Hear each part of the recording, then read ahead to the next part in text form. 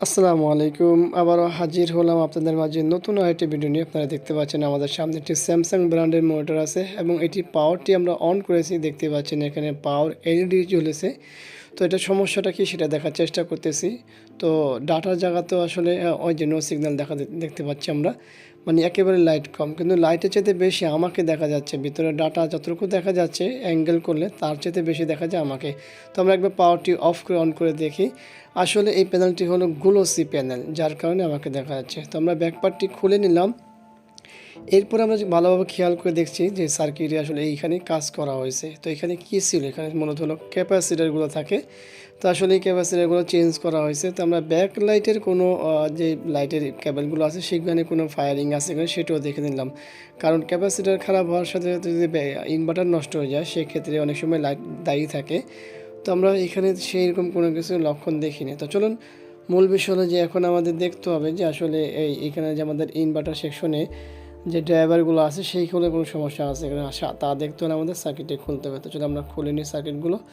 তো আমাদের স্ক্রুগুলো খোলা শেষ, এখন আমরা সার্কিটটি খুলব। এরপরে দেখব যে ফিজিক্যালি এখানে কোনো কিছুই দেখা যাচ্ছে না, কারণ হচ্ছে অলরেডি ক্যাপাসিটারগুলো চেঞ্জ করা হয়েছে। হয়তো ফিজিক্যালি এই ক্যাপাসিটারগুলো ড্যামেজ ছিল, যার কারণে ক্যাপাসিটারগুলো চেঞ্জ করা হয়েছে। কিন্তু সেই ব্যক্তি জানে না যে এর বাইরেও অনেক কিছু দেখতে হয় বা বুঝতে হয়। হয়তো সে রেগুলার কাজ করে না বা তার থেকে যতটুকু বুঝছে। তো এইখানে যে আমরা আইকনটি দেখছি, এখানে একটা ফিউজ আইকন, কিন্তু এখানে একটা রেজিস্টার ব্যবহার করা হয়েছে। তো এটা হলো ফুল ল্যাম্পের যে ইনভার্টারগুলো আছে স্যামসাংয়ের, এই ক্ষেত্রে এরকম হয়। তো আমরা ভোল্টেজ মেপে নিই, দেখে নিই আমার যে আসলে ইনভার্টার সেকশনে কত ভোল্ট আছে, 17.3 এই আপনারা দেখতে পাচ্ছেন। এবং আউটপুটে কত আছে আমাদের দেখা আছে 6.6 বা 7 ভোল্ট। তো আমাদের ইনভার্টার রান হতে হলে মিনিমাম 12 ভোল্ট লাগবে, যার কারণে এখানে আমাদের সাপ্লাই আছে কম, এই জন্যে আমাদের ইনভার্টার রান হচ্ছে না।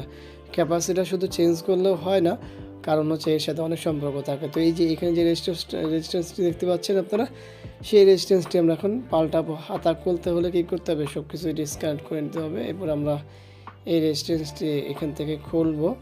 আর যা যা করণীয় সব কিছু আমরা করব।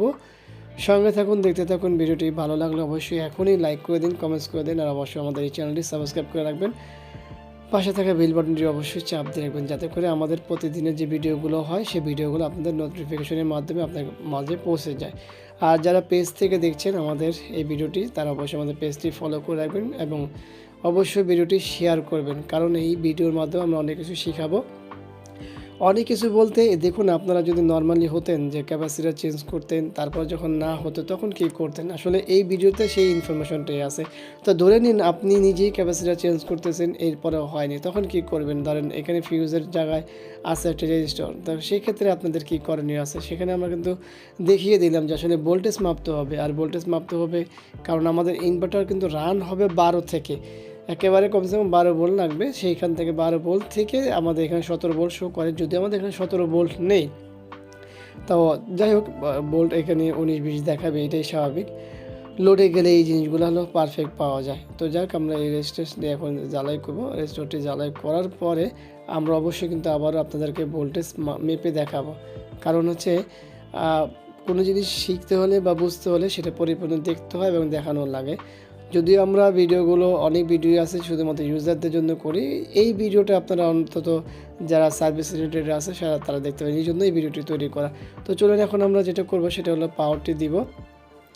এর পাশাপাশি আমরা সেই ইনভার্টার সেকশনে যে ভোল্টেজটি আছে সেটা মাপবো। সর্বপ্রথম দেখবো যে আমাদের মূল ডায়োডের যে ভোল্টেজটা সেটা, এবং রেজিস্টারের মাধ্যমে কত ভোল্টেজের সাপ্লাই আছে। এই হলো আমাদের ডায়োডের 17 ভোল্ট। ওই যে রেজিস্টারের পরে কত চলে গেছে, 17.2। তো মূল আমাদের কিন্তু ভোল্টেজ চলে আসে। এখন আমরা ইনভার্টার কানেকশনটা দিব, মানে ইনভার্টার কানেকশন বলতে লিড কানেকশনগুলো দিব। তো পাওয়ার দিব, চলুন পাওয়ারটি দিই, কী হয় দেখি আমরা। দেখি এই দেখতে দেখতে কী হলো, এই যে দেখুন ডাটা চলে আসে, দেখতেই পাচ্ছেন আপনাদের ডাটা চলে আসে। আমাদের মূল কাজটি হয়ে গেছে।